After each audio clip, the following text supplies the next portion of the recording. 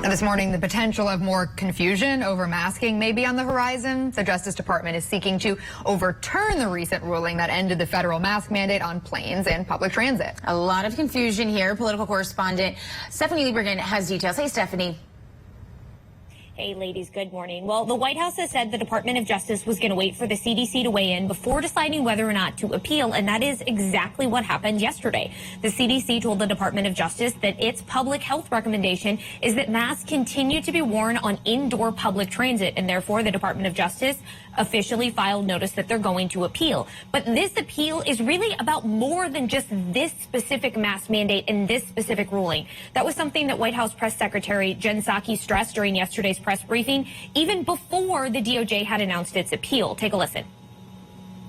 A stay or an emergency appeal, they can speak to that. But what I would note, the objective here is, of course, to appeal the 15-day extension, but also to preserve the CDC authority over the long term. Because as we've noted from here, we expect there to be ups and downs in the pandemic, and we certainly want the CDC to continue to have this authority.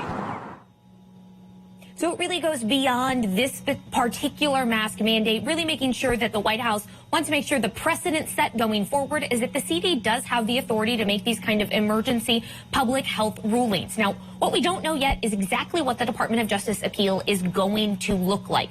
We haven't seen the filing yet for the 11th Circuit Appeals Court.